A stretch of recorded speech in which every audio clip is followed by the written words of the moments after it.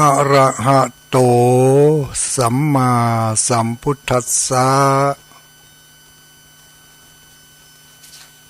นะโมตัสสะภะคะวะโตอะระหะโตสัมมาสัมพุทธัสสะขอความนอบน้อมแด่องค์สมเด็จพระสัมมาสัมพุทธเจ้าขอน้อมอภิวาทแด่พระสัทธรรมเจ้า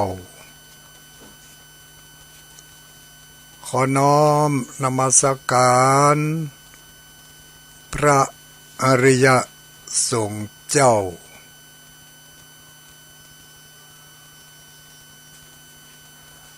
ขอถวายความเคารพมายังท่านพระคุณเจ้า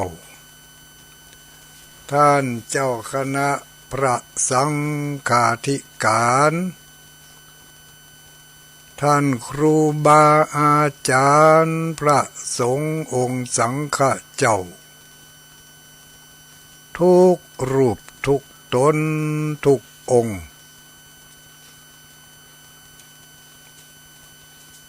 เจริญสุขเจริญพรสวัสดียามค่ำคืนมายังอุบาสกอุบาสิกาพุทธบริษัททุกหมู่ทุกเหล่าทุกเพศทุกวัยที่ได้ยินได้ฟังณโอกาสบัดนี้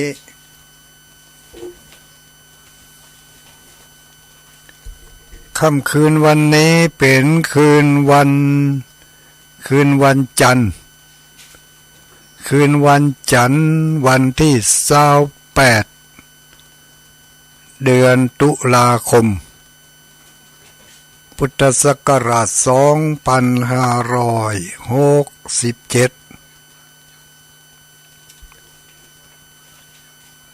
บัดนี้เดือนเมืองเฮาเป็นเดือนเกียงเดือนในปฏิทินเป็นเดือน11ภาคกลางภาคใต้ภาคอีสานเดือน11เนาะภาคเหนือเฮานี่เดือนนี้เป็นเดือนเกียงเดือน1เกียงก็เป็น1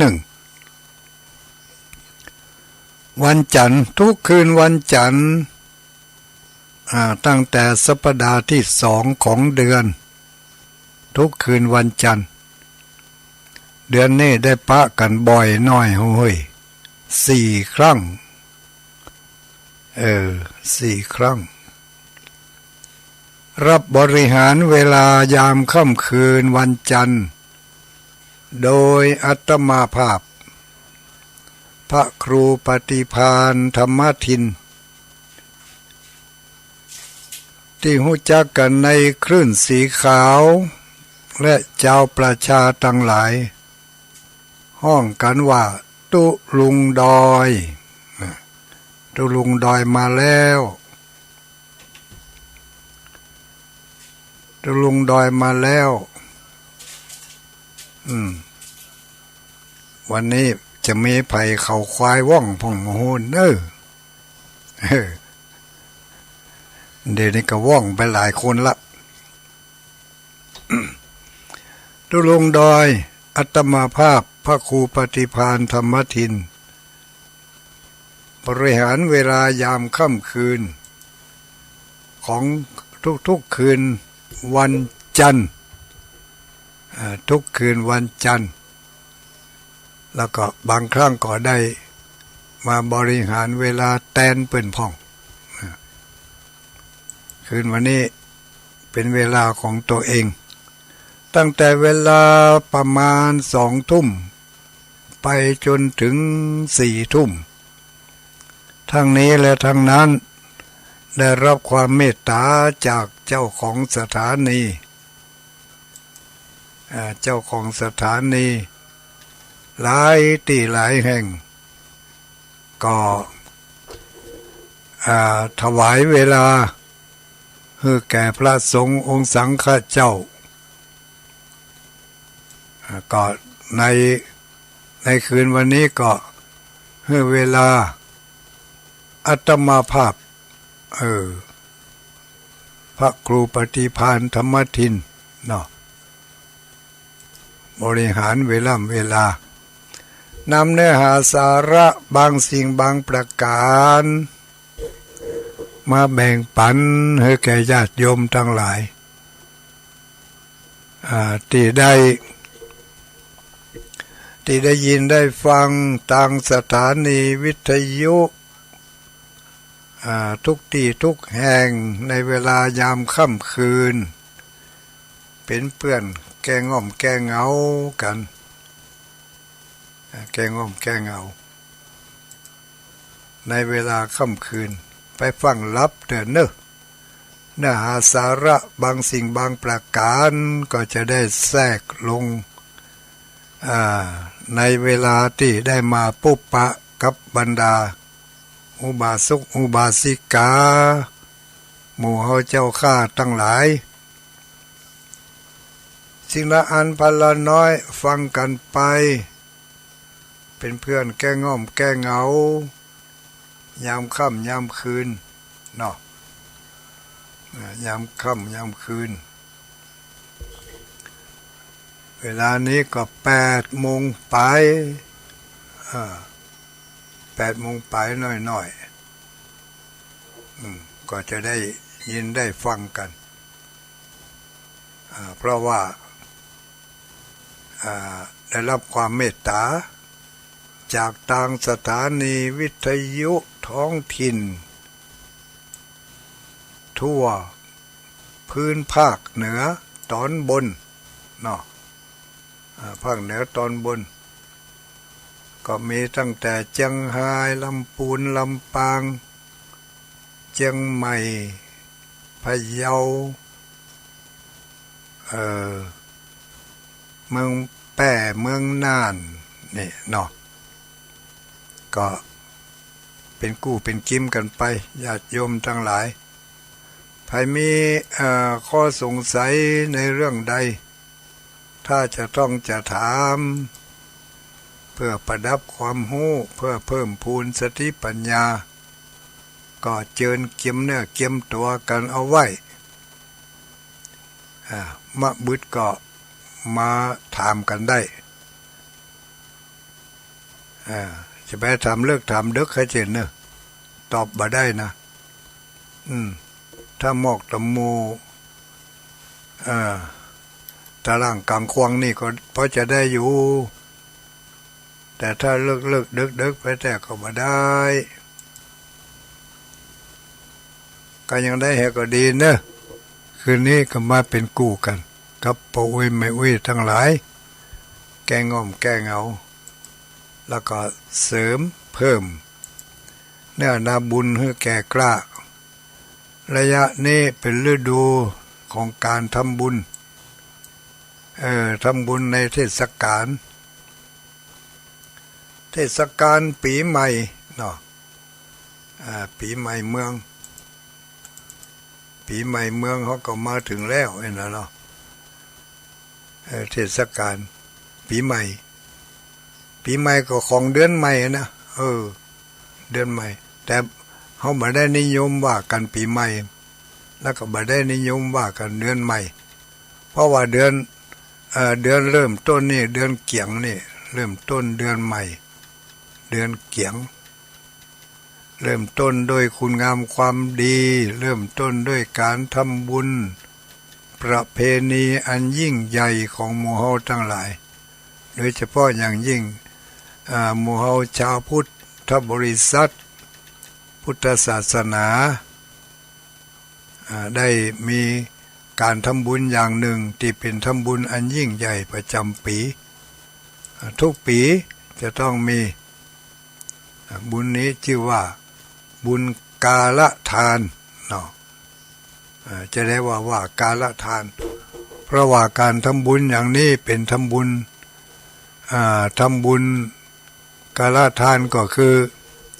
ทำบุญตามการตามเวลาตามการตามเวลาเวลาที่การทำบุญอันยิ่งใหญ่นี่ก็คือตั้งแต่วันเดือนเกียงแรมหนึ่งค่ำไปจนถึงเดือนยี่เป็งช่วงนี้เรียกว่าช่วงกาลทานก็ไก่สระอาลอลิงสระอะทานกาลทานการเฮือทานตามกาลเวลาเนาะโปนจากเดือนยี่เป็งไปแล้วการทำบุญประเภทนี้ไม่มีถ้าจะมีทำกรรมกับปุ้นปีหน้าปุ้นเดือนเกียงแฮมหนึ่งค่ำเป็นต้นไปจนไปถึงเดือนยี่เป็งช่วงนี้เป็นเรียกว่ากาลทานกาลทานนี่มันจำกัดลูกจำกัดโดยเหตุหลายอย่างเพิ่นถึงได้ชื่อว่ากาลทานจำกัดโดยเวลาเป็นอันดับแรกละเนาะจำกัดโดยเวลาก็คือตั้งแต่แรมหนึ่งค่ำเดือนเกียงไปสิ้นสุดเอาเดือนยี่เป็งตึกเมื่อคืนนั่นท่านะตึกเดือนยี่เป็งเมื่อคืนนั่นถ้าป่นเมื่อคืนนั่นไปก็เป็นอันว่าหมดฤดูกาลที่จะทำบุญประเภทนี้แล้วประเภทใดก็คือทำบุญกฐินทานกฐินทานเป็นทำบุญที่ยิ่งใหญ่พิเศษกว่าการทำบุญทั้งหลายจำกัดหลายอันหลายอย่างทำบุญกฐินนี่หมู่เฮาทั้งหลายก็ฮู้มาแล้วเนาะผู้ที่ฮู้ก็ดักไว้ผู้ที่บ่ฮู้ก็ฟังต่อไปมันจำกัดด้วยอันหยังเนี่ยเป็นอย่างเก่าที่เฮาจึงเข้าใจกันว่าตานทุกข์ตานยากกว่าจะตานได้นี่เท่าเราจำกัดสะปะสะเปดนะไม่ใช่เหมือนตานผ้าป่าตานสังฆทานอันยังทั่วไปอันนั้นเขาจะตานเมื่อใดก็ได้ลูกจะตานกับทุกเจ้าตนใดก็ได้สามเณรองค์ใดก็ได้แต่ว่าตานกฐินนี่จำกัดนี่หนึ่งจำกัดเวลาตั้งแต่วันออกพรรษาไปตึกวันเดือนยี่เป็งก็เป็นอันว่าสิ้นสุดนี่จำกัดนะเวลานี่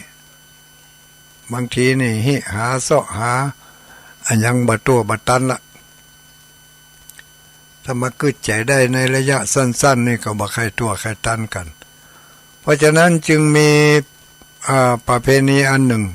คือประเพณีการจองตานกฐินจองไว้หมายไว้ถ้าจะตานกฐินนี่จะวัดใดบางทีคนที่ตั้งใจจะทานกฐินนี่ไปจองไว้ตุลุง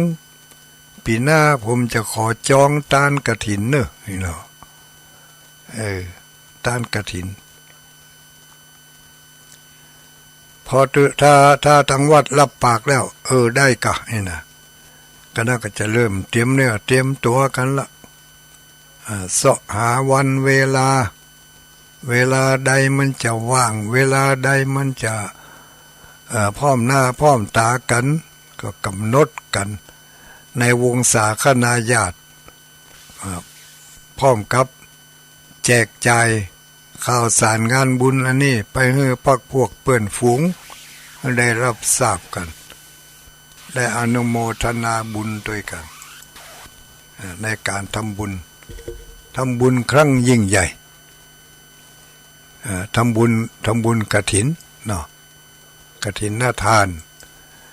ตามการตามเวลานี่ตามการตามเวลาที่บ่ได้ที่บ่มีไผไปจองไปหยังวัดใดที่บ่มีไผจองบ่มีไผเป็นเจ้าภาพก็เปิดโอกาสให้ศรัทธาญาติโยมผู้ที่มีจิตศรัทธาได้ถวายเป็นกฐินแถมสองอย่างหนึ่งกฐินเจาะหนึ่งกฐินตกข้างกฐินตกข้างกฐินตกข้างนี่บางทีนี่ก็ได้ประกาศวัดใดที่บ่ได้กฐินกำเตือมาแจ้งความประสงค์ได้เน้อเนี่ยมาเดี๋ยวนี้มีเจ้าภาพเพิ่นจะถวายกฐินตกข้างคณะกรรมการเพิ่นก็ไปบอกให้ทางฝ่ายประชาสัมพันธ์เพิ่นวัดตุมได้กำเตือเน้อกฐินนะเนาะอันนี้ก็บอกกันได้อย่างตีประเดี๋ยวนี้ตีพุทธมณฑลเชียงใหม่นี่ปีนี้เปิ้นประกาศให้วัดที่บ่มีไปทอดกฐินไปจับจองหรือว่าไปขึ้นบัญชีไว้น่ะโอ้300กว่าวัดกันเนอะโธ่350วัดนะที่จะไปรับกฐินตกข้างที่พุทธมณฑลเชียงใหม่อันนี้ก็เป็นบุญเป็นกุศลของเจ้าภาพแล้วก็เป็นวาสนาของวัดต่างๆที่จะได้รับกฐินตกข้างอันนี้เป็นส่วนที่ดีเนาะตั้งพี่น้องตำเมืองฝังก็จะไปกันลูกอัลโลจะไปร่วมทำบุญทานกฐินตกข้างเดี๋ยวนี้มีสองกันรถตู้เต็มไปแล้วไอ้ลูกกันที่สามมีอยู่ก่อนนั่นเหรอเพิ่งก็ไปร่วมกันปีแล้วก็ไปกันจัดนักจัดหลายปีแล้วนี่ไปรับที่วัดม่อนฤาษีปีนี้ขยายไปสำน้อยไปที่พุทธมณฑลใหม่กำลังตั้งลูกกำลังจะตั้งเป็นพุทธมณฑลอันนั้นก็ไก่หนตางไปน้อยเนอะไก่หนตางหลวงเข้าไปแหมสัก 2-3 กิโลนี่ต้องเอารถเข้าไปถ้ามันย่างไปนี่บ่ถึงกันนะเพื่อเขาไปถึงปุ้นเปิ่นพอแล้วน่ะ3 กิโลนี่ย่างไปเป็นชั่วโมงนะกฐินตกค้างอันนี้หมายถึงว่าวัดที่บ่มีไผไปจับจองและอีกอย่างหนึ่งที่บ่มีไผไปจับจองแต่ว่ามีเจ้าภาพ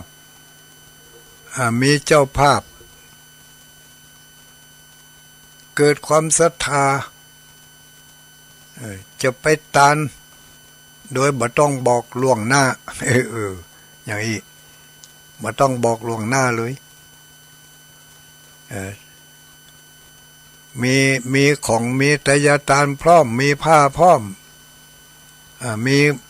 บุคคลที่เป็นเจ้าภาพพร้อมเข้าไปวัดใดวัดหนึ่งไปถามท่านพระคุณเจ้าวัดนี้ปีนี้ได้รับกฐินที่ไหนกอถ้าท่านพระคุณเจ้าว่าโอ้ปีนี้บ่ได้ยินข่าวไผมาจองเลยไม่เป็นไรผมจะถวายกฐินถวายบ่เดียวเนี่ยตั้งวัดพร้อมกันนี่ถ้ามีทุกเจ้าหันพร้อมก็ นิมนต์ทุกเจ้ามาเลยนิมนต์ท่านพระคุณเจ้าวัดเฮานี้ทุกตนทุกองค์เน้อมาเดี๋ยวนี้มีญาติโยมเพิ่นจะมาทานกฐินกฐินอย่างนี้เป็นกฐินจู่โจมหรือว่ากฐินโจรนี่นะกฐินโจรความหมายว่าจะได้บ่ฮู้กฐินโจรกฐินจู่โจมแจ้งความประสงค์ในวันนั้นถวายทอดในวันนั้นเลยนี่อันนี้อย่างหนึ่งแล้วก็อย่างที่ว่าตะเกียคือกฐินตกข้างอันนี้บ่มีไผไปจองญาติโยมหมู่เฮาทั้งหลายการตานกฐินก็คือการตานผ้านุ่งผ้าห่มอย่างใดอย่างหนึ่งผืนใดผืนหนึ่งเนาะอันนี้เขาก็เข้าใจกันละเขาจะเอาผ้าไป10 ไตร20 ไตรแต่ทุกเจ้าที่เป็นได้รับมอบหมายจากคณะสงฆ์ที่หันชอบหันควรจะเป็นผู้ครองกฐินเมื่อเอาผ้าไตรเข้าไปในอุโบสถแล้วเพิ่นก็จะดึงเอาผ้ามาผืนหนึ่งเอาผ้ามาผืนหนึ่งเป็นผ้ากฐินแล้วก็กล่าวคำกรานกฐินเนาะกล่าวคำกรานกฐินเหีย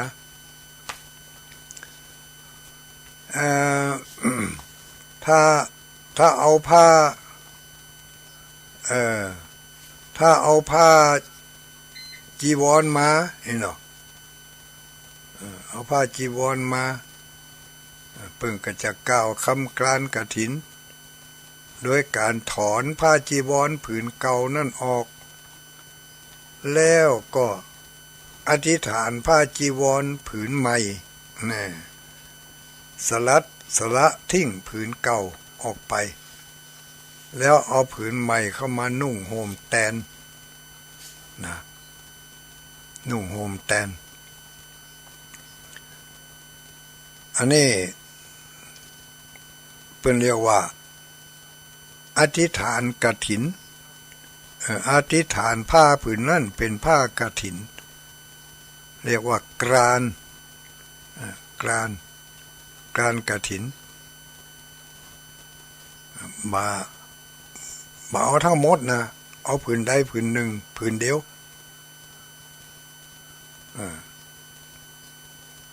ถ้ายังจะเอาผ้าสังฆติเป็นผ้ากฐินจะเอาใจในปีนี้ ก็ถอนผ้าสังฆติผืนเก่าออกเสียก่อนแล้วก็อธิษฐานผ้าสังฆติที่เป็นผ้ากฐินนั่นผืนใหม่เข้ามา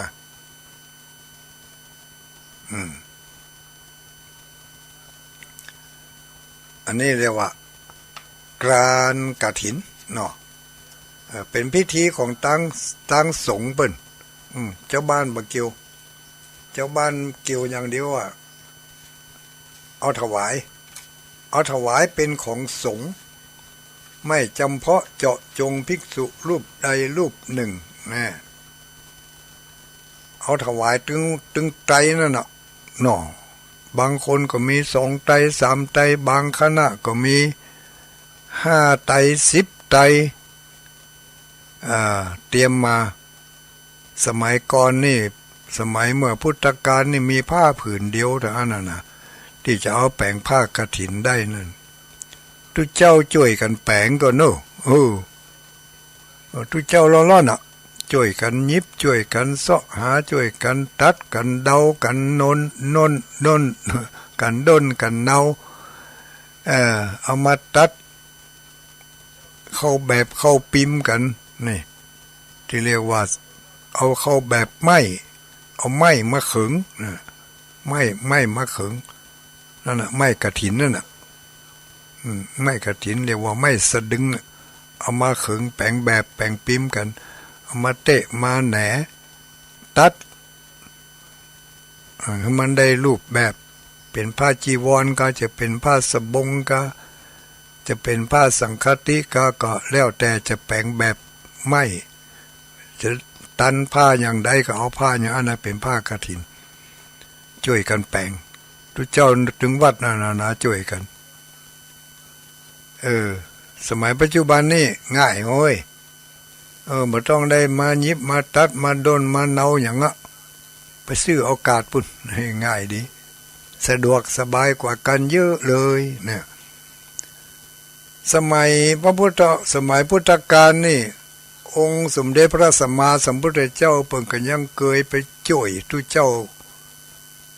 แปลงผ้ากฐินเริ่มซ้ำนะพระพุทธองค์เป็นประธานหมู่สงฆ์เนาะเป็นเจ้าของเป็นพระศาสดาเป็นเจ้าของศาสนาเนี่ยช่วยได้ไปช่วยลงมือช่วยพระสงฆ์แปลงผ้ากฐินเนี่ยก็มีนะในประวัติเพิ่นเล่าไว้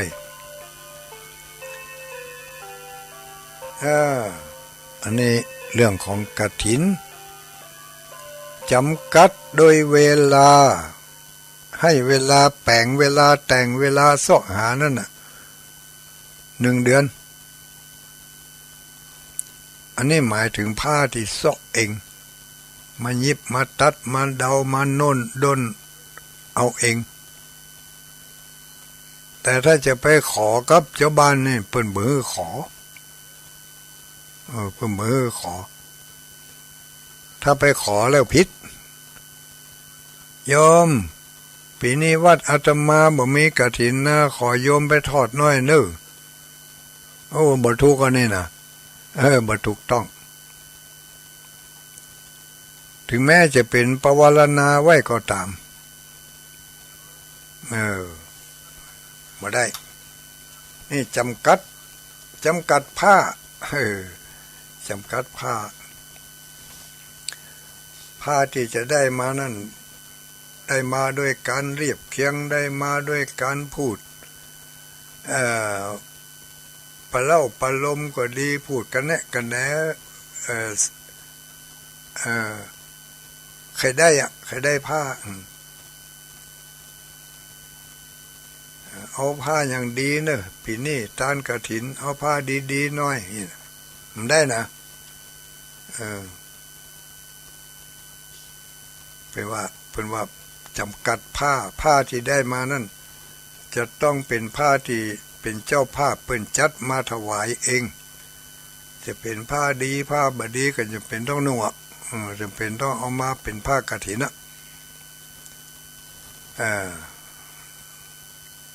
แล้วก็แถมอย่างหนึ่งเกี่ยวกับผ้านี่ที่จะได้มาเนี่ยจะไปยืมเปิ่นมาก็มาได้นะเป็นผ้ากฐินเนี่ย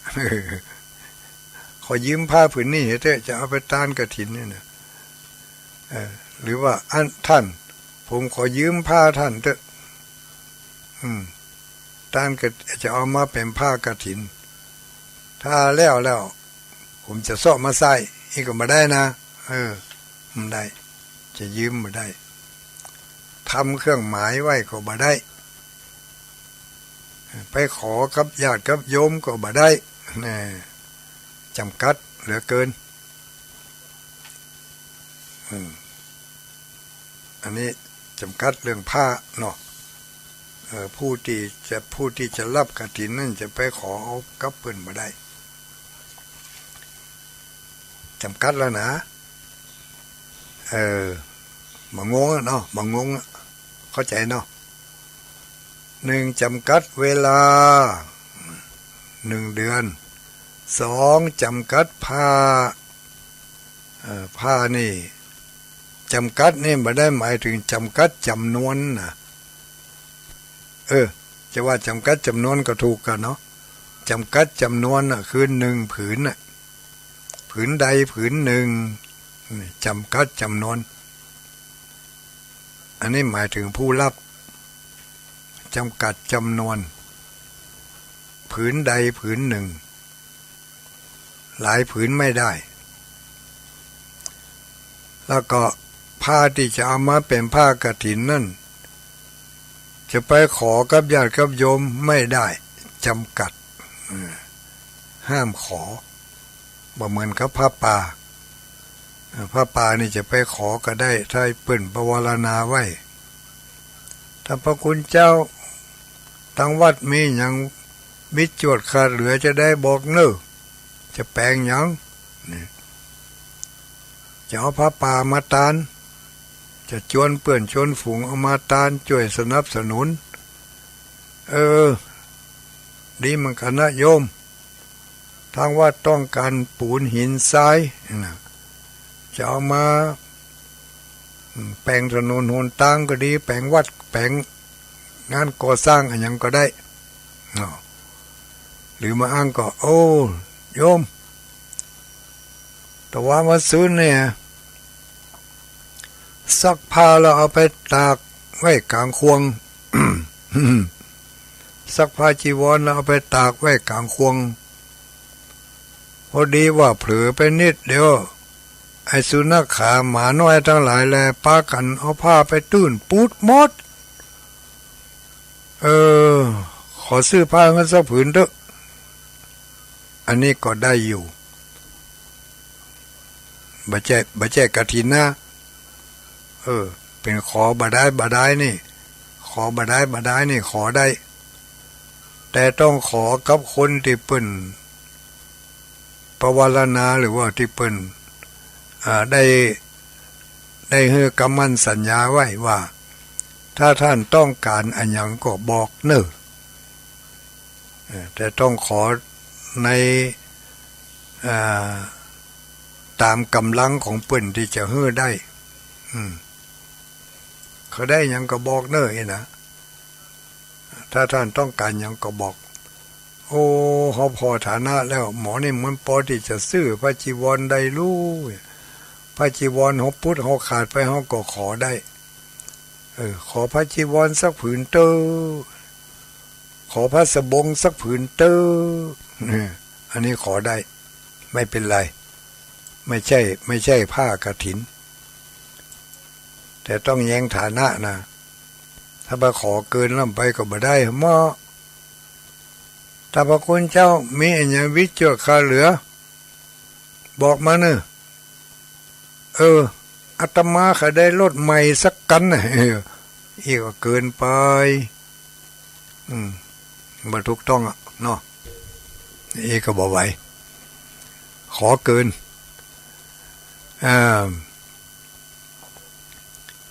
จำกัดโดยผ้าเป็นผ้ากฐินนี่จะขอบาได้จะไปทำท่าทำทางอย่างใดอย่างหนึ่งกระลิ่มกระเลียกระตึ้งบาได้นี่มันจำกัดอยู่ละจำกัดเวลาจำกัดผ้าจำกัดสถานที่นี่การตานกฐินนี่ต้องเอา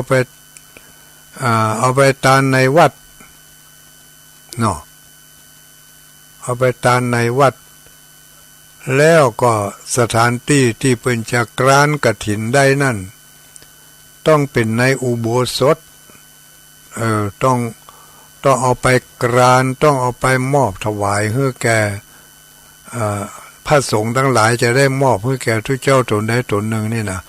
ต้องเอาไปมอบในอุโบสถปุ่นมันใจว่าหาบกฐินในวิหารแล้วก็เอาไปมอบในวิหารท่านบ่ได้นะจะมอบในวิหารจะมาสวดในวิหารก็สวดบ่ได้ถ้าวิหารนั่นเป็นอุโบสถก็สวดได้อยู่แต่ถ้าวิหารนั่นบ่ได้ฝังลูกนิมิตสีม้าแล้วก็เอาไปสวดในท่านบ่ได้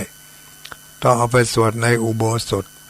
ที่มีอยู่ในเขตพัทธสีมาทุกเจ้าอย่างน้อย5 ตนถึงจะมอบเพื่อกันได้นี่จำกัดสถานที่ก็คือต้องในอุโบสถจำกัดบุคคล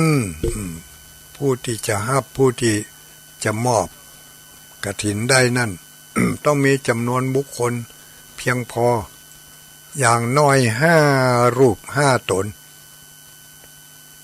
ถึงจะมอบ ถึงจะสวดยัดเป็นเรียกว่าสวดยัดเป็นสังฆกรรมประเภทหนึ่งสวดยัดกฐินสวดกฐินมันใจซุ่มสี่ซุ่มห้าไปสวดไปเลยมันใช่นะต้องไปสวดในอุโบสถอย่างเดียวนี่จำกัดสถานที่จำกัดบุคลากรก็คือทุกเจ้าที่จะพิธีสวดได้นั้นต้อง5 รูป 5 ตนนี่จำกัดบุคลากรกี่จำกัดแล้วนี่มันเดี๋ยวนี้1จำกัดเวลา2จำกัดผ้า3จำกัดสถานที่เนาะในอุโบสถอย่างเดียวแต่ว่าเวลาตานนี่จะตานในวิหารก็ได้นะเพราะว่าศรัทธาญาติโยมเอาผ้ากฐินไปตานเป็นชุดเนี่ยทุกเจ้านั่งในวิหารกี่ตนผ้ากฐินที่จะเอาไปนั่นก็แล้วแต่กำลังของเจ้าภาพกำลังของบริวารบางคณะนี่เอาผ้าคนไทยไผก็ใครเป็นเจ้าภาพผ้าไตแล้วก็รับเป็นเจ้าภาพผ้าไตกันเอาไปถวายประเคนกันเลยตัวไหนไตตัวไหนก็ได้นี่อันนั้นนี่ตัวไหนห้าบก็เป็นของตัวนั่นนะรับไปเลยอันนั้นไม่ต้องได้เอามาสวดรับแล้วก็แล้วกันนะจะพร้อมด้วยจตุปัจจัยยังก็แล้วแต่พระสงฆ์นอกนั้นรับได้หมดเลยมีตนเดียวแล้วนะที่ฮับบ่เหมือนเปิ้นตนที่คณะสงฆ์ได้ถวายผ้าให้นั่นแหละที่เปิ้นว่าบัดนี้มีโยมอุบาสกอุบาสิกาได้น้อมนำมายังผ้ากฐินทานเนี่ยอันเป็นผ้าบริสุทธิ์ดุจเลื่อนลอยมาจากนภาอากาศมาหยาดลงท่ามกลางระหว่างสงฆ์ไม่จำเพาะเจาะจงแด่ภิกษุรูปใดรูปหนึ่งก็หาไม่ได้นั่นหรอบัดนี้คณะสงฆ์ทั้งหลายเห็นสมควรจะถวายผ้านี้ผ้ากฐินนี้แก่ภิกษุรูปใดขอให้คณะสงฆ์จงมอบ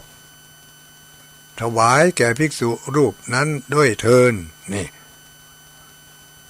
อันนี้ก็ทุกเจ้าที่เป็นตัวแทนของคณะสงฆ์นั้นได้รับมอบหมายเป็นตัวแทนก็ได้ประกาศว่ากฐินทาน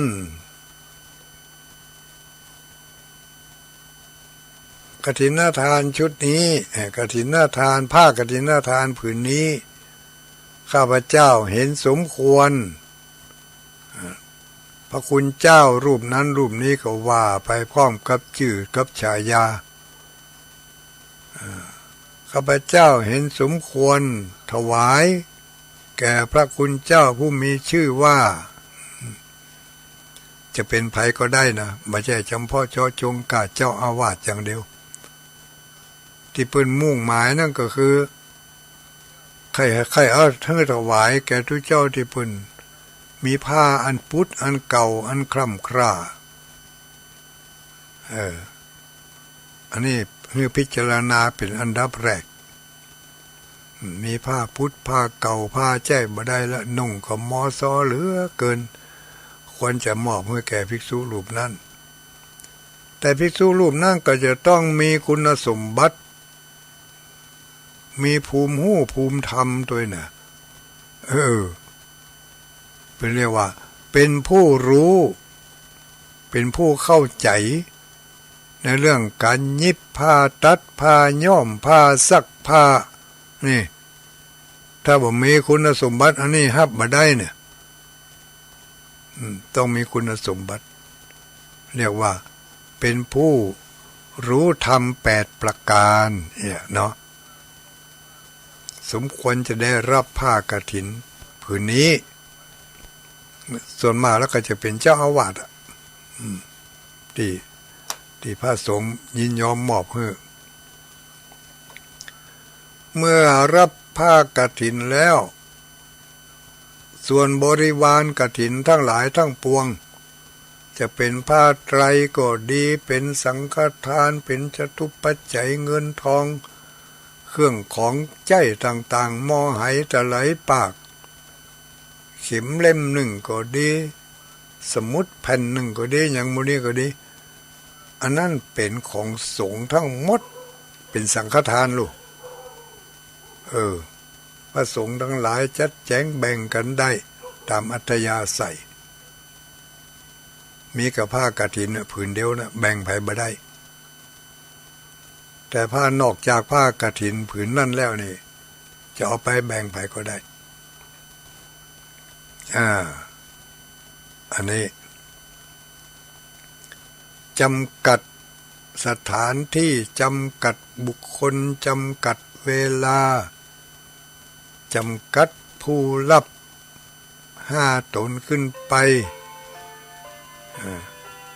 แล้วก็จำกัดมันอย่างแถมจำกัดผ้าจะไปขอไปกระลิ่มกระเลียเอานี่มาได้ห้ามผิดเนาะแล้วอานิสงส์อานิสงส์เนี่ยเขาก็ได้ยินมานักต่อนักแล้วนะญาติโยมทั้งหลายตุลุงก็คงจะบ่ต้องเอามาว่ากันละก้าเนาะอานิสงส์จะได้จากการต้านกฐินน่ะมีมอย่างพ่องนี่นะตุลุงคงจะบ่ต้องเอามาว่ากันละถ้ามาว่ากันนักกันหลายเดี๋ยวมันจะไปสับสนเนาะสับสนปากันหู้เอาเถอะเนอะที่เปิ้นได้อธิบายไว้กันก็นักหนาป้าปั้นเพราะว่าฤดูนี่เป็นฤดูของการต้านกฐินอยู่แล้วเนาะอานิสงส์ ผ้ากฐินนี่มีอานิสงส์ถึง2 ฝ่ายนะญาติโยมที่เฮาต้านกฐินเนี่ยอานิสงส์ฝ่ายคนบ้านผู้ที่ตานก็มีอานิสงส์นักหนาป้าป้านอยู่แล้วเพราะมันเป็นงานใหญ่นี่งานต้องได้กะได้เกียมงานต้องได้มีต้องมีพรรคพวกมีบริวารถึงจะจัดได้น่าพูดถึงได้ว่างานกฐินนี่เป็นงานใหญ่งานยากทำแล้วได้บุญนักนี่นะแต่บ่ใช่ว่าต้องมีเงินนักนะสมัยนี้เนี่ยมันเป็นสมัยเพิ่นเรียกว่าสมัยอย่างก็สมัยอย่างนั้นสมัยให้ทานน่ะเนาะสมัยให้ทานน่ะก็มักจะแข่งกันในเรื่องของเงินทองยอดปัจจัยกันตานกฐินเสร็จเรียบร้อยแล้วกฐินวัดโตได้ต่อใดวัดนั่นได้ต่อใดเนี่ยมันไ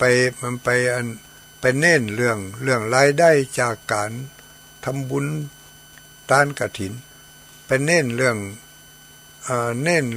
องบริวารเนาะบริวารกฐินได้ต่อใดปีนี้ได้กี่หมื่นกี่แสนกี่ล้านถ้าได้นักก็อวดกันถ้าได้น้อยก็อย่างน้อยเดียว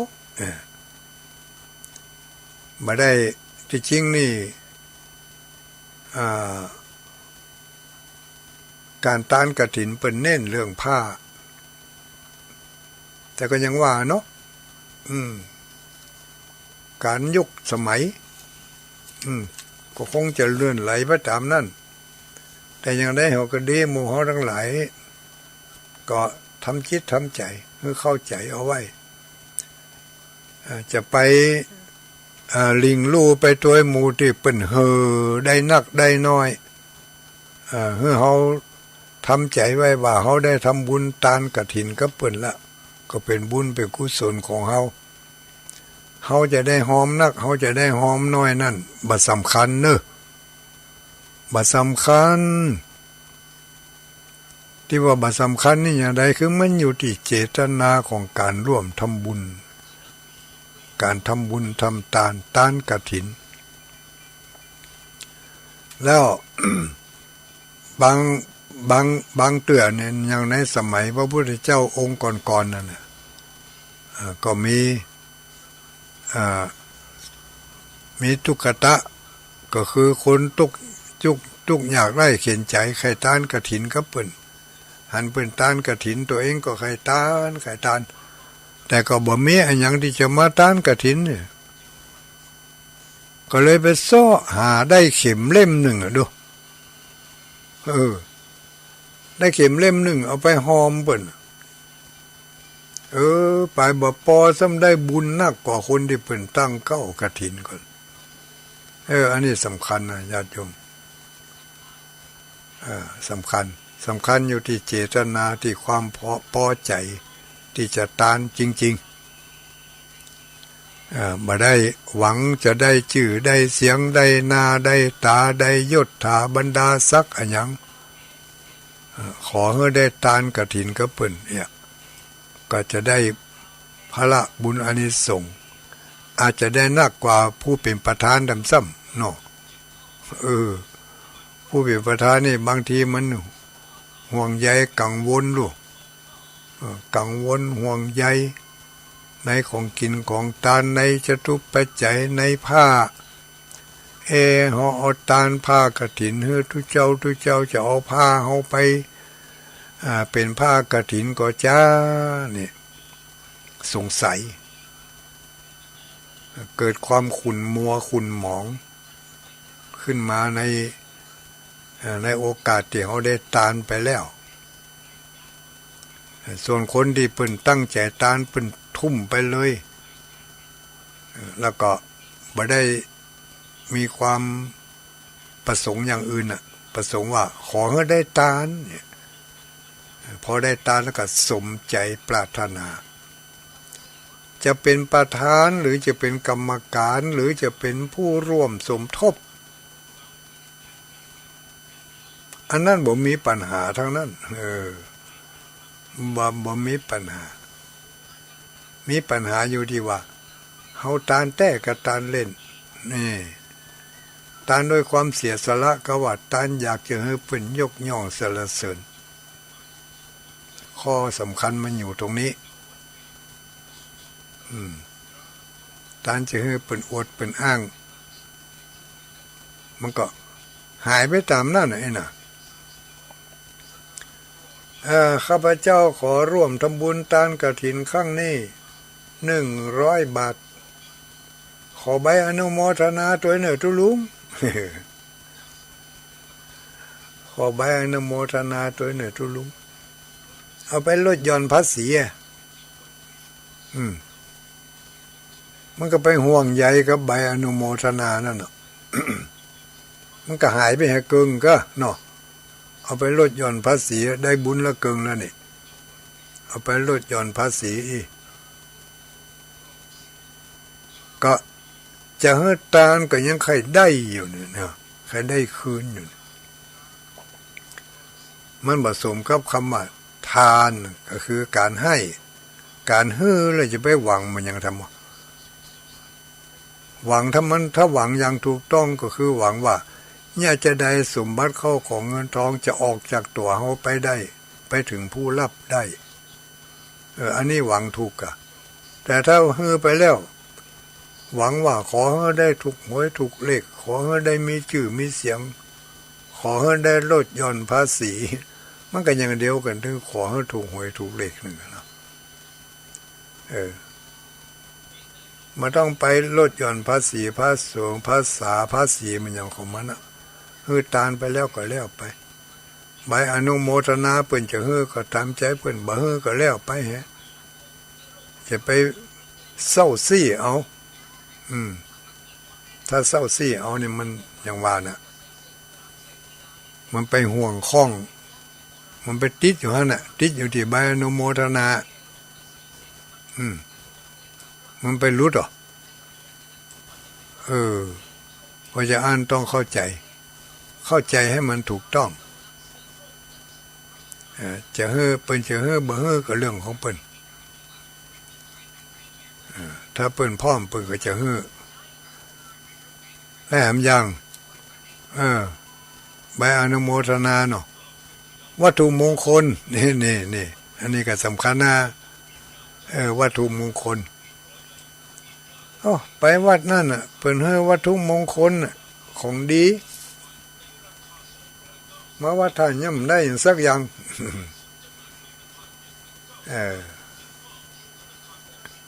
อันนี้ก็ต้องทำใจให้มันถูกเขาไปตานก็ว่าเขาเอาไปแลกเปลี่ยนถ้าเขาเอาไปตานเขาก็สละไปเลยไม่ต้องไปห่วงไปใยอะไรอาวรอย่างสักอย่างแต่ถ้าคิดจะไปแลกเปลี่ยนกันแล้วก็นั่นก็ไปทำอย่างเนาะถามใจไผมันอันนั้นก็ อันนี้ก็อู้ให้กันฟัง เพื่อบางเตืออาจจะมีความเข้าใจฝังใจในความรู้สึกอย่างอ่านมาตั้งแต่เล็กแต่เด็กว่าทานกฐินต้องมีทุนนักต้องมีเงินเป็นแสนเป็นล้านเขามีเบี้ยน้อยหอยน้อยกระตานไปตามน้อยก็ลองไปเลือกที่ตานไปถามพอวัดที่เปิ้นบ่มีไผมาตานเขาก็ไปเป็นเจ้าภาพหรือว่าที่เปิ้นที่วัดเฮาหันมีการตานกฐินเขาก็ไปร่วมกับเปิ้นก็อย่างตุ๊กตาที่มันเอาเข็มไปห้อมเปิ้นนั่นน่ะตุ๊กตามีหลายเรื่องหลายเล่าแต่คิดว่าคงจะมีทุกเจ้าเปิ้นนำมาอู้กันแล้วตุลุงจำบ่ได้เหรอจะมาอู้บ่เดียวนี้ก็อู้บ่ได้เพราะบ่ได้ไปทบทวนมาก่อนเนาะก็เป็นอันว่าการให้ทานกฐินนั่นน่ะบางทีผู้ฮื้อตานน้อยได้บุญนักกว่าผู้ที่ฮื้อตานนักบางทีผู้ที่ฮื้อตานน้อยได้บุญน้อยกว่าผู้ที่ฮื้อตานนักทำบุญนักได้นักทำบุญน้อยได้นักทำบุญนักได้น้อยมันก็อยู่ที่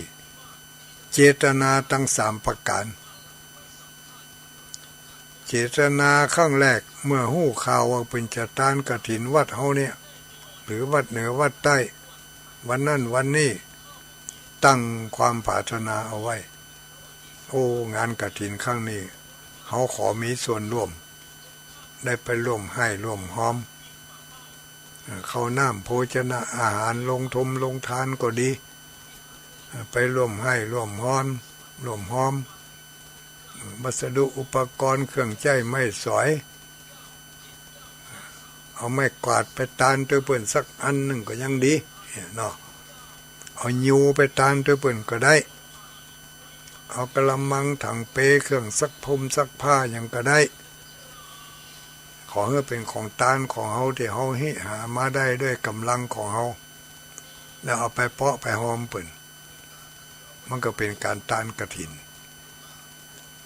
ไม่จำเป็นจะต้องมุ่งตรงไปข้าต้องเป็นเจ้าผ้ากฐินถึงจะเป็นผ้ากฐินก็เป็นผ้าบริวารเพราะเจ้าภาพเจ้าภาพรักเป็นมีอยู่แล้วเขาก็มาได้ไป เขาก็มาต้องไปซีเรียสอย่างกับมันนักหนาเรื่องอย่างนั้นเนาะเนี่ยคือเขาทำใจให้มันถูกเมื่อทำใจ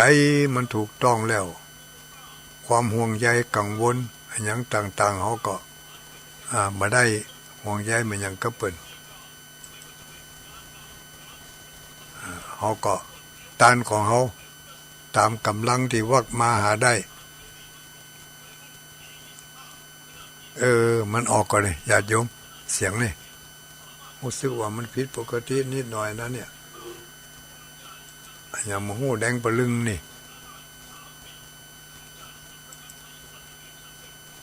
เอาอย่างกูเตือนทำมันก็ อย่างเปิดมันเหนือมันใต้ทำมันก็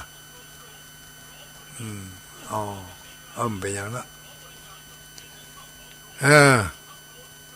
กฐินกฐินกฐินทานเนาะญาติโยมทั้งหลายเสริมต่อเติมเสริมแต่ง เขาเข้าใจถ้าเข้าใจแล้วก็แล้วไปผู้ที่บ่เข้าใจก็ไม่ได้ก็เข้าใจใหม่จุดมุ่งหมายจุดประสงค์แล้วก็ระเบียบการอย่างต่างๆก็ว่ากันไปกาลทานเป็นการให้ทานตามกาลตามเวลาอันสมควรก็คือช่วงออกพรรษาไปถึงเดือนยี่เพ็งเป็นเรียกว่ากาลทานไม่เหมือนกับผ้าป่าและสังฆทานอื่นๆสังฆทานอื่นๆนี่ไผจะฮับก็ได้ลูกสมณเณรฮับก็ได้แต่กฐินนี่สมณเณรฮับบ่ได้เนอะทุกเจ้าอย่างเดียวทุกเจ้าอย่างเดียวที่จะรับกฐินได้ทุกเจ้าก็ต้องมีคุณสมบัติด้วยนะมีเป็นผู้ที่รู้ธรรม8ประการเนี่ยเนาะสามารถที่จะหู้ที่จะมาที่จะรับกฐินได้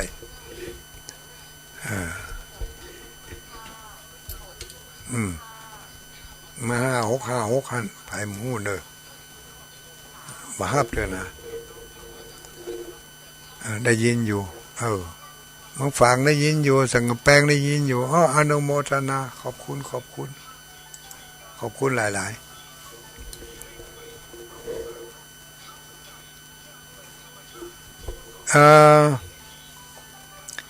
มีผู้ถาม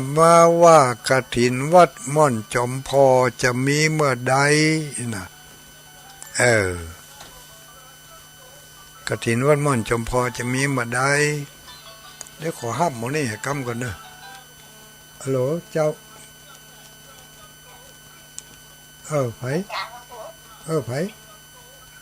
อันนี้เหลืองชัดเจนเลยเหรอชัดเจนนี่เนาะ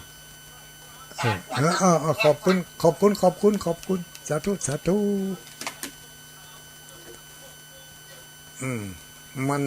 มันโซอันอย่างบางสิ่งบางอย่างหน้าจอเนี่ยแดงปะลึงไปกลัวว่ามันจะบอกออกอีกก็ดีสังกแปงก็แจ้งมาว่าชัดเจนฟังได้เมืองฝังก็ฟังได้มีญาติโยมถามมาในไลน์นี่ว่ากฐินวัดม่อนจอมพอจะมีเมื่อใด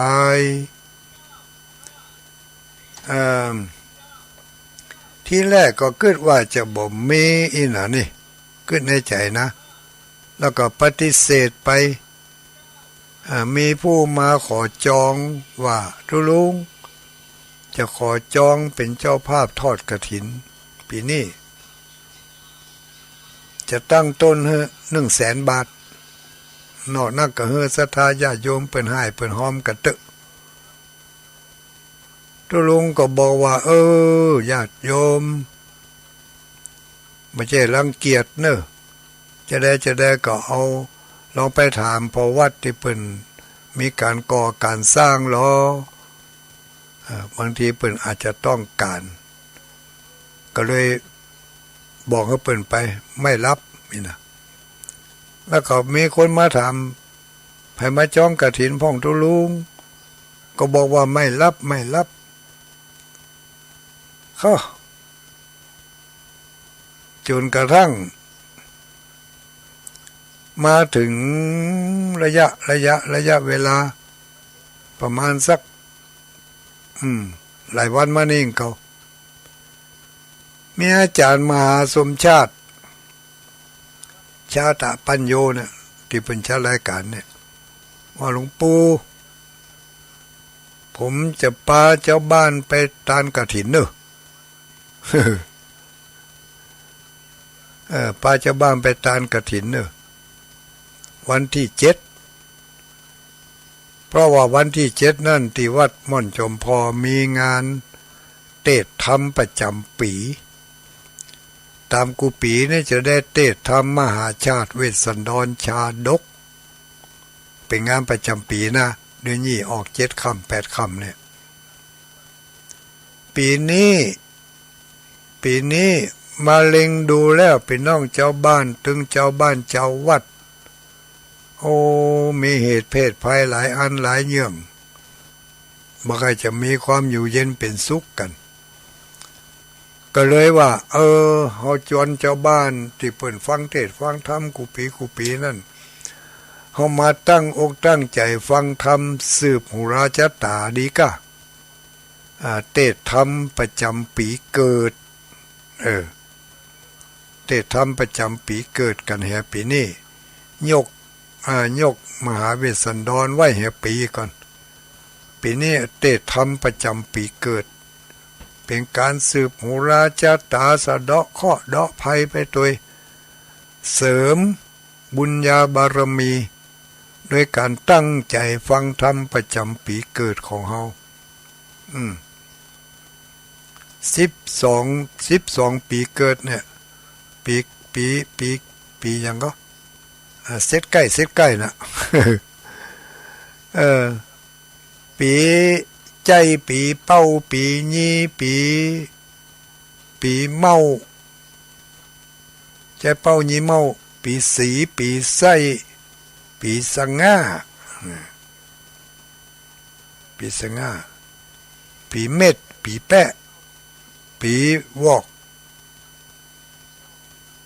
ปีสุนัขขาปีหมาเนาะแล้วก็ปีจ้างปีหมู12นักกษัตริย์นี่จะเทศทำให้คนที่เกิดในปีใดเขาก็เทศทำไปเทศทำจบแล้วก็สืบชะตาให้เพื่อนเนี่ยเป็นการเสริมบุญเสริมกุศลให้บางทีเขาอาจจะทำบุญอย่างใดอย่างหนึ่งข้างไว้ในภพก่อนจัดหลังบ่ได้ทำให้มันสุดยอดสุดปลายตายไปเหก่อนตายไปเหก่อนมาเกิดในภพนี้จัดนี้ยังบ่ได้ทำบุญทำทานต่อยอดบุญของจัดก่อนกำเตือบ่ฮู้ว่าเขาไปทำอย่างไว้ทำบุญประเภทใดไว้บางทีอาจจะได้ไปทำบาปทำกรรมอันนักหนาป้าป้านมาได้ทำบุญต่อยอดบุญก็ก็จะมาเอาทำอานิสงส์การทานทำประจำปีเกิดเนี่ยมาเทศนาเป็นการต่อยอดบุญยอดทานที่เขาได้ทำไว้ในอดีตปางก่อนพร้อมกันนั่นก็จะมีการสืบหูราชตาไปตัวในวันเดือนนี้ออก7 ค่ำถ้ามหาสมเจติก็บอกว่าจะเอากฐินโจรไปถวายบอกเฮตุลุงก็ว่าก็บ่เป็นหยังแต่ต้านห้ามพิมพ์ซองนะห้ามพิมพ์ดีกาบ่ต้องพิมพ์เนอะถ้าจะบอกไปก็บอกไปตามกำปากกำอู้กำจ่าก็เลยรับท่านมหาสมชาติก็จะรับมาเป็นประธานแต่ว่าวันซืนนี่มีละอ่อนบ้านเฮาเนี่ยได้ไปการงานเป็นลักเป็นแหล่งมีฐานะมีอย่างดีก็มาถามว่าตุลุงปีนี้มีกฐินก็ตุลุงก็ว่าจะว่ามีก็มีจะว่าบ่มีก็แม่นเพราะตุลุงบ่ได้รับกฐินก็ไผมีแต่อาจารย์มหาสมชาติเพิ่นจะมาทอดถวายถ้าจะอ่านผมจะขอจวนพักพวกเปื่อนฝูงที่ทำงานทำการด้วยกันท่านมาร่วมทำบุญทำทานตัวก็ว่าก็ตามใจต่อ แต่ต้องมาวันที่7นะถ้ามาวันอื่นนี่บ่ใจกฐินเนอะตัวลุงรับบ่ได้จะรับได้วันที่7วันเดียวรับได้ก่อนตอนถ้าหลังก็ตอนไปแล้วก็รับบ่ได้อ่ะพอจะอ่านกับใครจะร่วมทำบุญทำทานด้วยก็ตามใจเนอะอันนี้ไม่ได้ไปขอใครนะบอกข่าวตามที่เพิ่นขอทราบกำหนดการก็ได้แจ้งกำหนดการให้ไปเขาจะเริ่มเทศทำสัก8 โมงปลาย9 โมงทำผูกที่1สืบชะตาปีเกิดของคนเกิดปีชวดปีฉลูเนี่ยชวดฉลูขานเถาะมะลงมะสิงมะเมียมะแม่วอกลิงแปะอันนี้เราเป็นเม็ดสันเล่าไปแล้วนะ05เนาะตามนักกษัตริย์แล้วก็ตามราศีตามราศีนี่อย่างไรรายถีนี่เป็นนับเป็นเดือนคนเมืองเขาเนี่ยนับรายถีตั้งแต่เดือนเกิดเดือนเมษาเนาะเดือนเมษาเดือน7เนี่ยตั้งแต่เดือน7ตั้งแต่วันที่15เดือนเมษาไปจนถึง15พฤษภาอันนี้ได้เดือน1เนาะอันนี้เป็นราศีที่1ราศีอย่างนั้นราศีเมษเนี่ยในราศีเมษแล้วก็ตั้งแต่15พฤษภาไปจนถึง15มิถุนาอันนี้เป็นราศีพฤกษ์นี่เป็นราศีนะจะอยู่ในนี่เหมือนกันอยู่ในชะตาปีชะตาเดือนเนี่ยนั่นในชะตาปีชะตาเดือนเพราะว่าเขาจะได้สืบชะตาปีสืบชะตาเดือนที่เรียกว่านักกษัตริย์ราศีนักกษัตริย์12ราศี12นักกษัตริย์กับ12ตัวปึ้ง12ราศีก็คือ12เดือนนี่จะเทศในวันนั้นแม่อุ้ยจะขอหอมสัก10 บาทได้ก็จะตามใจจะหอมตะเฮอก็แม่อุ้ยเกิดปีใกล้นี่เปิ้นว่าปีจ้างอุ้ยไม่ใช่ปีหมูนะคนทางใต้มันจะบ้านเฮา คนเมียงเฮาปีจ้างปีจ้างก็มีนะในเทศในธรรมเมืองนั้นมันเป็นจ้างชัดทันจ้างชัดทันนี่โอ้ม่วนเรื่องเป็นม่วนวันหน้าถ้าบ่ลืมจะเล่าให้ฟังเรื่องจ้างชัดทันนี่โอ้เรื่องนี้ม่วนขนาดนักทวงเนอะวันหน้าเนอะเดี๋ยวนี้มันต้าเถอะต้องไปอ่านประหำกรรมก่อนเกินไว้ให้น้อยก็ได้เรื่องจ้างชัดทันนี่นะมีวันหนึ่งพระพุทธองค์กำลังแสดงธรรมเทศนาอยู่แล้วก็มีอุบาสกอุบาสิกามีอุบาสิกาหรือว่ามีแม่หญิงคนหนึ่งดูเหมือนจะเป็นทุเจ้าแม่หญิงพอพระพุทธเจ้าพอแล้วค่อย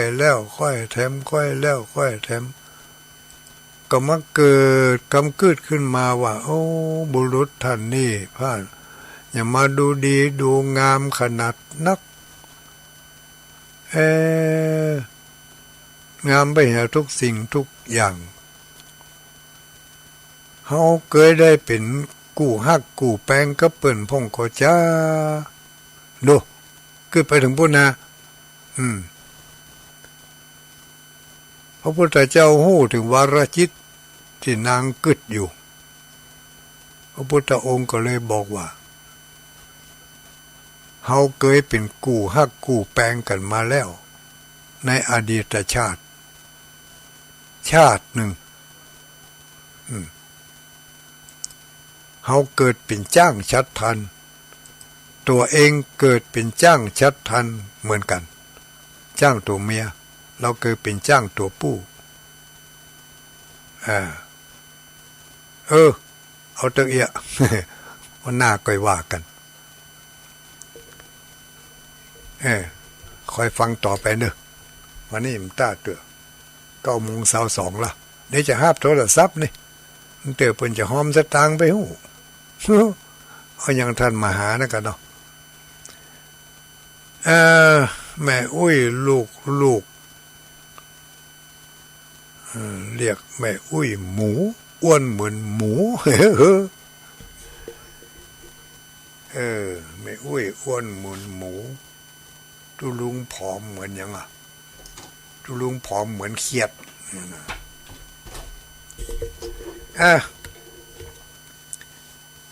เป็นว่าคือนี่ได้อย่างพ่องมาได้อย่างพ่องโหนเด้อ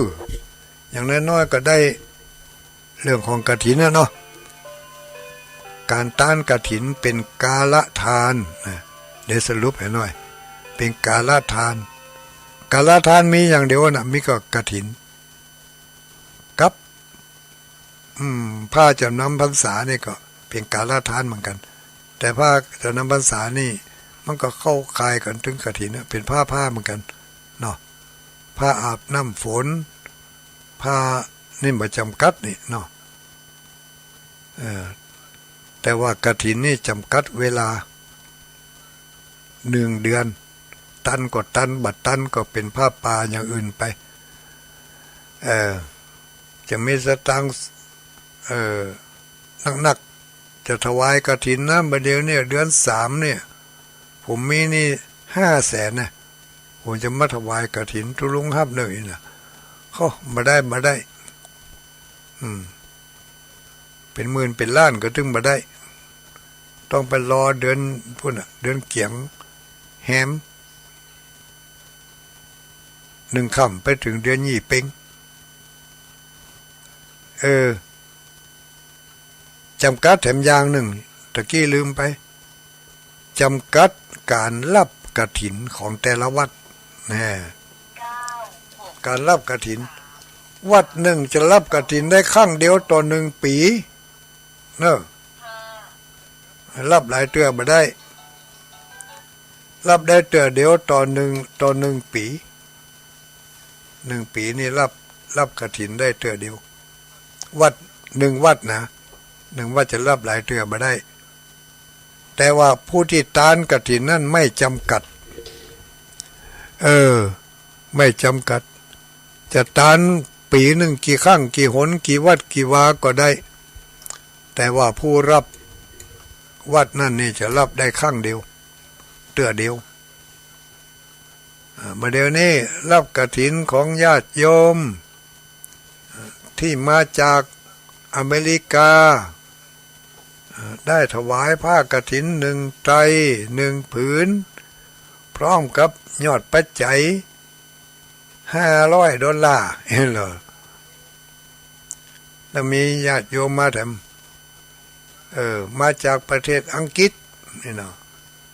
เดี๋ยวนี้ผมมีศรัทธาจะถวายกฐิน1 ไตรมียอดปัจจัยมา$10,000เข้าตะกี้$500มันเดี๋ยวนี้เขาจะถวาย$10,000โอ้ต้องปฏิเสธรับไม่ได้เนอะอาตมารับไปแล้วรับไปแล้วกฐินรับไปถวายเนี่ยวันนี้รับมาได้ทำแล้วถึง10,000ก็นะท่าน100,000ก็จ้างเด้อรับถึงบ่ได้เพราะมันจำกัดแล้วลูกปีละ1 ครั้งจำกัดผ้า1 ผืนจำกัดเวลา1 เดือนจำกัดครั้งวัดได้รับได้1 ครั้งจำกัดจำนวนทุเจ้าที่จะฮับไปสวดอันนี้ฮับแล้วก็ไปสวดในโบสถ์5 ตนจำกัดผู้รับเป็นทุเจ้าอย่างเดียวสมณเณรรับไม่ได้ รับกฐินนะรับผ้ากฐินนะแต่รับสังฆทานอย่างอื่นที่เป็นบริวารกฐินนั่นได้อยู่รับได้อยู่7 8 9 7 จำกัดผ้าจะไปขอเปิ่นมาได้ต้องให้เปิ่นเอามาตานเองอ้าวรับสายตรงแต้งมาละบางทีเปิ่นอาจจะไข่ปะไข่ท่องไข่ถามอย่างหุ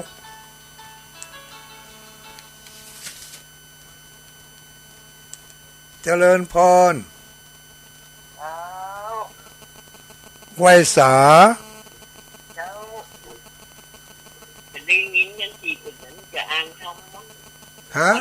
ตกกี่เกิดจะออกอากาศหมดละก็นั่นแน่นอนอันนี้ต้องถามอาจารย์มหาสมชาติถ้าจะออกอากาศก็คงจะออกอากาศตั้ง YouTube ตั้งอย่างปุ่นน่ะตั้งไล่สดอ่ะทั้งสถานีนี่ออกมาได้เพราะว่าสถานีนี่ออกได้กับเมื่อคืนแต่ถ้าเป็นเมื่อคืนวันจันทร์ก็ตุลุงจะออกได้วันจันทร์วันเสาร์วันพัดพอจะขอเวลาเปิ่นได้อยู่แต่ถ้าวันอื่นนี่ไม่ได้อ่ะลุงเป็นยังไงบ้านโยมหมู่นี้อ๋อบ้านไหนบ้านเจ๊วัดน่านใช่ไหมเจ้าอยู่เมียงน่านกะเจ้าผู้เพียงเวียงน่านอันนี้กับเพิ่นน่ะเนอะเดี๋ยวเฮ้อละออนขอซ้อเฮ้อฟังทางโทรศัพท์อนุโมทนาเนอะเนอะสาธุเมียงน่านวันนี้ออกไปหลายตีลูกวันนี้เจริญพรสวัสดีสวัสดีนมัสการเจริญพรลูกไหนมาล่องวันแดงเอาต้มมาไก่แม่อุ้ยพรนี่แม่อุ้ยพรฟังตลอดเนาะไปเห็นมันนี่เป็นเมตตาตลอดเฮ้อไม่อุ้ยพรได้ฟังดูเนาะฟังแล้วกะฟังแล้วแกไปโทรประจำเลยมาถ้าโทรไปหาตุลุงดอยบุญ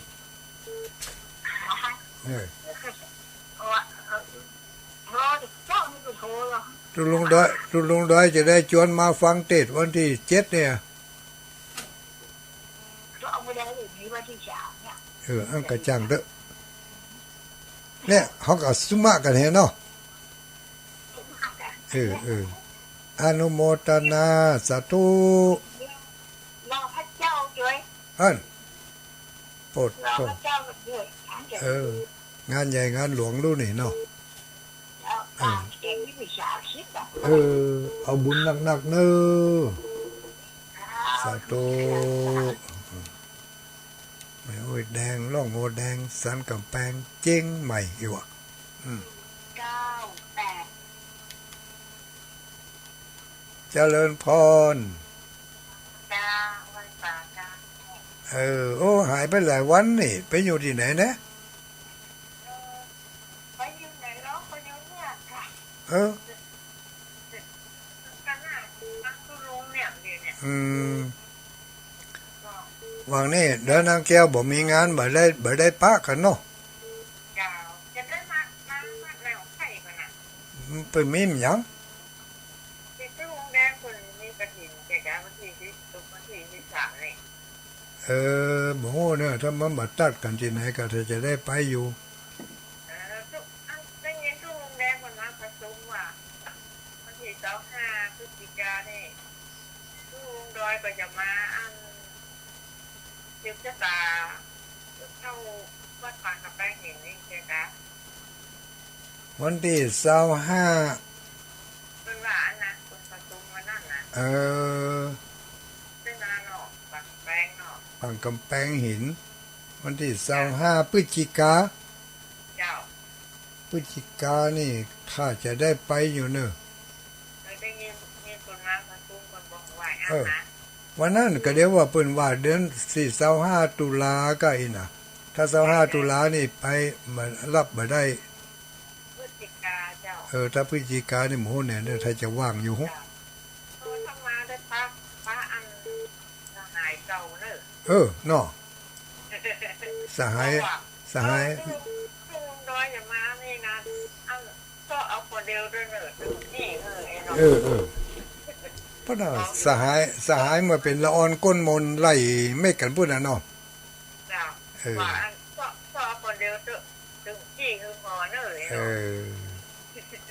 โตเมื่อเข้าโรงเรียนจัน1จัน2ด้วยกันบุเราดู จ้า อนุโมทนาเนอสาธุขอบคุณขอบใจหลายๆสาธุอนุโมทนา0932722499แต่เนอะทานจะเสี่ยงแล้วนะเนี่ยโอ้มาได้เสียบไว้อุ้ยทำตันหมดหัวนี่เนอะ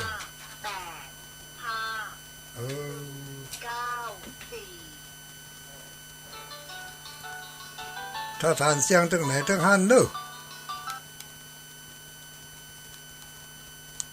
เจริญพรอัลโหลพอโตหายไป70,000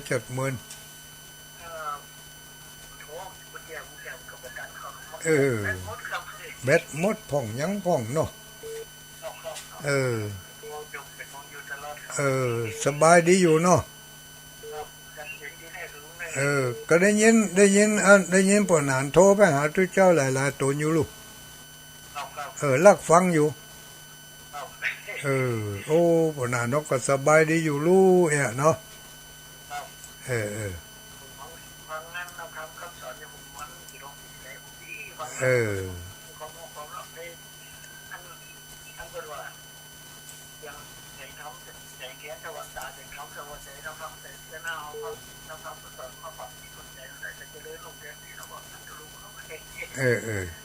เจ้าอนุโมทนาแต่ปนานขอบคุณหลายๆเนอะปนานเด้อเขาคล้ายกันลังว่องสักเตือนเนาะกันลังว่าว่องได้ปะกันสักเตือกะอนุโมทนาสาธุสาธุรับดีฝันดีปอนนั้นประเสริฐ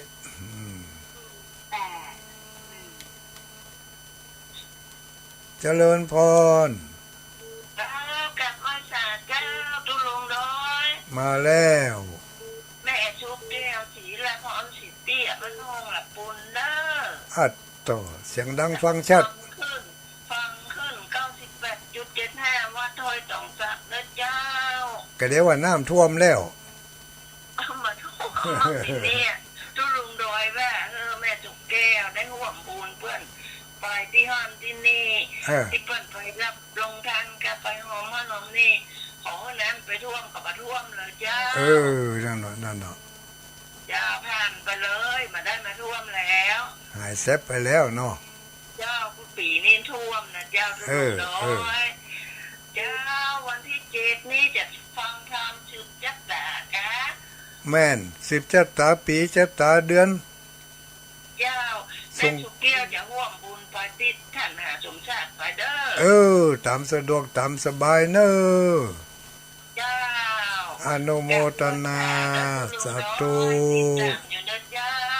สาธุอนุโมทนารับดีฝันดี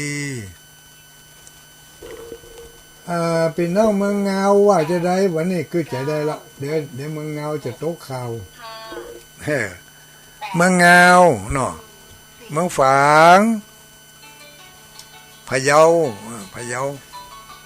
นี่ตัวแทนมาละแม่ลัดดาให้เรา เจริญพรเจ้าแปลกทุกอย่างแล้วก็เราโน้ตมือสายแหลกของโตบ่ว่างเวิ้นกันแล้วครับสายแหลกมันติดอยู่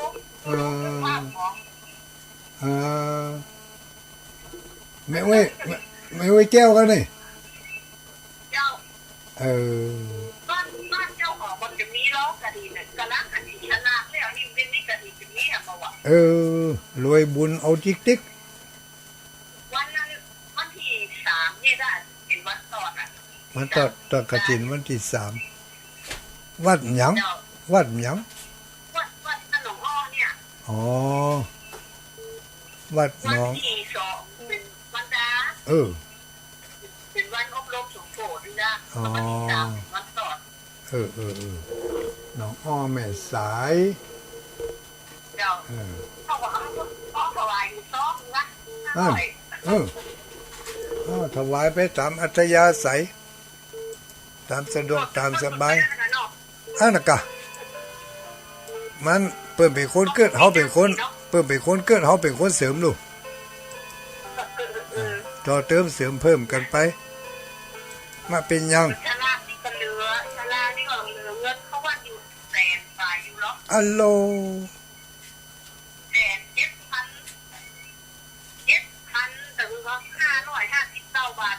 ต่อถ้าเป็นเฮาเนี่ยเขาจะเอาซื้อปากกะกินเตี้ย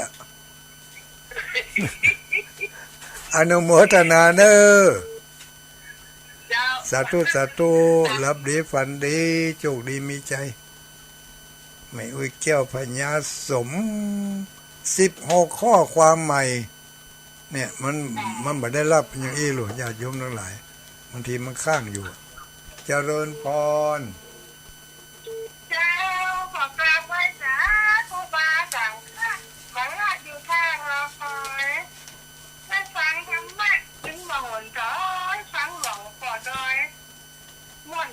ถึงบ้านตัวแม่สายกินอยู่บ้านตรงจัน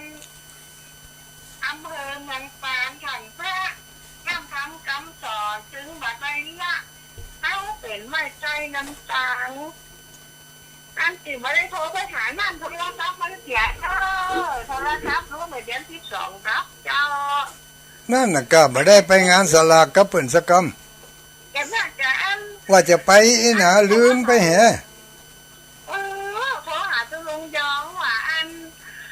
หลวงพ่อกำเนิดเดือนจังแห่มาทำขอนิมนต์มากุศลพระองค์น้อยจ้า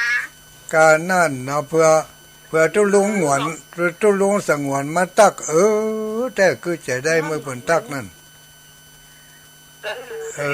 ไม่ได้ไปสักคำ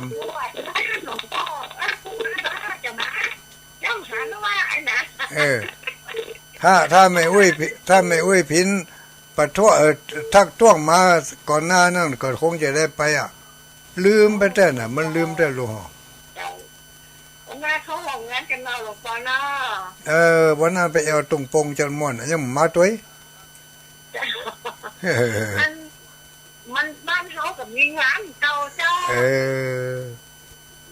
งานจนงานเนาะเราไม่จานนะหลวงพ่อรับดีฝันดีเนอะจุกดีมีใจรับดีฝันดี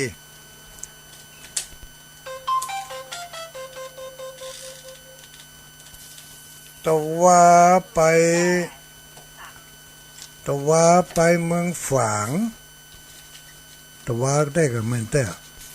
พอดีก็มีญาติโยมเปิ่นได้ให้ได้หอมเป็นกาน้ำกาไฟมาก็จะอ่านให้เปิ่นฟังเห็นเนาะพี่น้องตังเมืองฝางเมตังปังปอยมีแม่อามปังปอยพร้อมด้วยลูกหลานแล้วก็แม่มันยังแม่มีแล้วก็แม่มันยังแถมนายนิกรจันทิดาสุกันธาอันนี้บ้านป่าจันแล้วก็แม่กุ้ยมันยังแต่หมู่หันแม่น้อยจักแก้วพร้อมด้วยครอบครัวนี่ป่าจันเวียงป่าเป่าอันนี้มางานศพนี่เนาะ มาปะกัน ก็ได้ให้ได้หอมเป็นการน้ำกาไฟมา อันนี้ก็ฝากมาในตะเมินมีแม่อัมไพเทวินสืบอีกอันเนาะอันนี้ถ้าจะต้องโปงเดี๋ยวก่อนตาตื่นแล้วก็แม่อัมไพเทวินสืบพร้อมโดยครอบครัวบ้านน้ำท่งอันนี้ก็หอมเป็นการน้ำกาไฟมาสาธุอนุโมทนาเนอะแม่แก้วโทนาบุตรการน้ำกาไฟถัดมาหมายมีนางรสสุคนแสนยศพร้อมด้วยครอบครัวทำบุญร่วมกฐินสาธุอนุโมทนาคณะบ้านใหม่อำเภอแม่อายอำเภอแม่ไม่ใช่อำเภอแม่ขายลำปางแม่อย่างนั้นมีวะมันมีแม่เหมาะแม่มันอย่างนั้นแม่มันอย่างหู้นี่คณะบ้านใหม่ลำปางเนอะฝากมานี่ร่วมอนุโมทนาขอบคุณหลายๆแล้วก็มีแม่ทองสุขสีแม่ทองสุขที่สีที่หนึ่งอีกอะลำปางอันนี้ก็1 2แม่ใจซ่อนเขียวพร้อมด้วยครอบครัววังเงินแม่ทะลำปางตะกี้แม่ทะก้าเนาะตะกี้ที่ว่าตะกี้มีแม่สีนวลวงชมยาอีกอะพร้อมด้วยลูกหลาน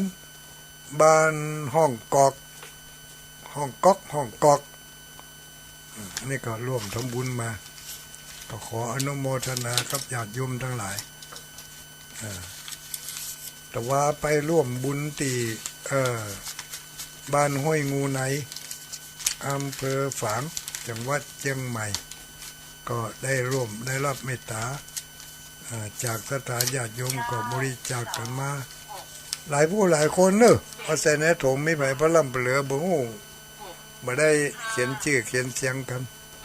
ขออนุโมทนาเจริญพรสุมาเตอร์สายที่บ่ได้รับตะกี้น่ะเข้ามาใหม่เนอะนมัสการอำเภอเงาน่ะเจ้ามาแล้วอำเภอเงาตัวแทนตัวแทนมึงเงาเนาะมีโอกาสมีเวลามาเอวเนอะมาเงาเนอะลายด้อย2 ม่อนมาได้แล้วกระถิ่นแล้วล่ะกระจารท่านกระถิ่นแล้วล่ะกะบ่เข้าเลยกระถิ่นกฐินของท่านมหาสมชาติก็จะมาวันที่7พุ่นก็บ้านก็แม่วันที่9เจ้าวันที่9ก็ที่9ว่าสงฆ์เจ้าคณะอำเภอวันที่10โยมย้ายจะได้ไปอนุโมทนาเนอะทำงานไงเนาะท่านเนาะอันนี้เหมือนได้เน้นกฐินเน้นการตั้งทำเทศทำสืบชะตาปีกฐินเป็นกฐินจ้อนมหาเจ้าก็บ่ได้เทศปีนี้ย่างให้คำตัว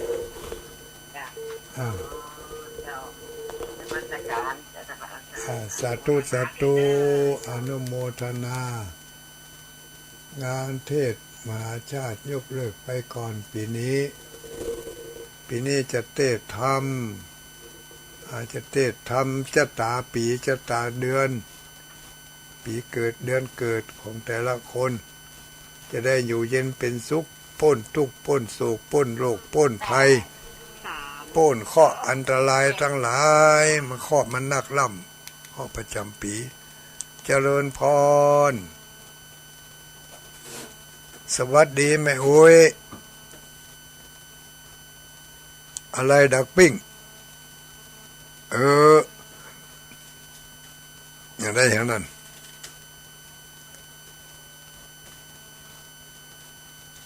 สายเรียกเข้า เจริญพรอย่างรับปิ้งไปฮะโทรศัพท์มันล้วนนะเว้ยสวัสดีแม่อุ้ย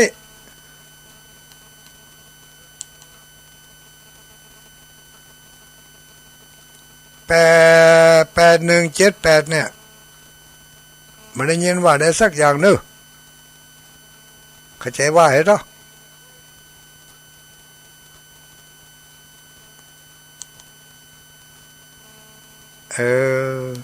นักปิ้งไปเหรอมีกระสายเรียกเข้าอยู่เนี่ย8178เนี่ยทุลุงบ่ได้ยินเนอะถ้าได้ยินเสียงมันเรื่องจะออกปุ่นเนาะมันจะได้หมูเนอะจะได้วางให้กำก่อนหน่อยเนาะทุลุงจะวางให้ก่อนเนอะเข้ามาใหม่โทรศัพท์มันจะได้หูนี่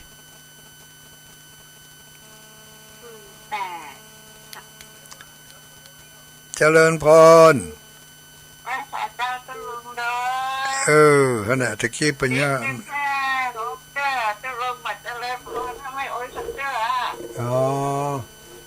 เจริญพร2 เตือก็ได้หันจะลูกจังหวะหันลูกปฏิทินเนี่ยวันศาสตร์จังหวะน่ะตุลงไม่ได้จะหันเป็นซดเอาเนาะบุญมีมตายเขาไฟลังว่องก็ได้หันกันสักวันกับปฏิทินแหละกุศล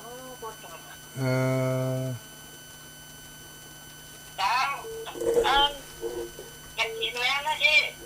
ยังวันที่7มันกันวันที่7ดิ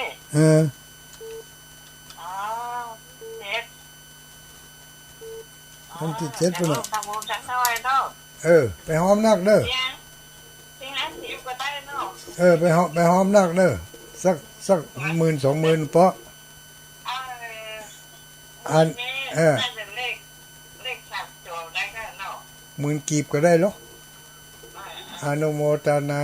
สาธุสาธุรับดีฝันดีโชคดีมีใจ0932722499ไม่ไผมานี่จะหมอบ้านล่องกอกแม่ทะอันนี้ตะกี้แล้วเนาะเจริญพรไหวซาไหบัวลอยมาสุกก็เหมือนเราเนี่ยไม่ได้ป้ากันนี่เจ้านี่ได้ป้าเจ้าฝากบุญไปหาอาจารย์สมชาติแล้วเจ้านาบุญเนาะอาจารย์สมชาติก็ไปตุ๊กบุญกำบุญจูแล้ววันนั้นบุญกำบุญจูก็ได้ป่นจากเคาะจากไผ่ไปละแม่นเจ้าจุดกับบอกเจ้าขอดูนะเจ้าขอพาไปกราบจา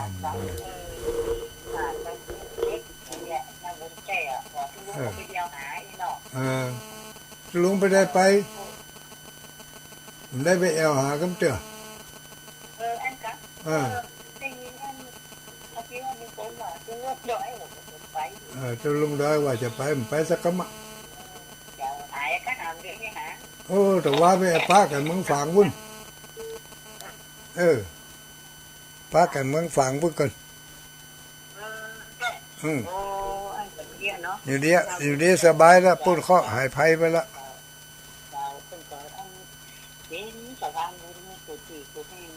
นั่นกะมันก็บุญจูลูอนุโมทนาเนอสาธุอนุโมทามิ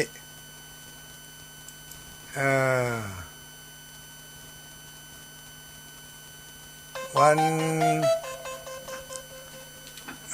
นที่29วันพรุ่งนี้คณะสภาวัฒนธรรมอำเภอเวียงป่าเป้าจะได้มอบถวายจตุปัจจัยท่านพระคุณเจ้าจำนวน10 วัด ได้นิมนต์มารับจตุปัจจัยที่วัดพระธาตุม่อนจอมพอมานิมนต์มาฉันเพนเนอร์คณะศรัทธาญาติโยมทั้งหลายตอนนี้9:55 นาทีแล้วเหลือเวลาอีกนิดหน่อยเจริญพรจะว่ามันยังหูลืมไปแล้วฮะเจริญพรไผเอ่ยเจ้าสันปะตองเจ้าสันปะตองสันปะตองได้มากันนะวันที่7ได้มาก่อนวันที่7วันที่7น่าจะมาได้ไปจ้ะวันที่15เหรอวันที่10วันที่10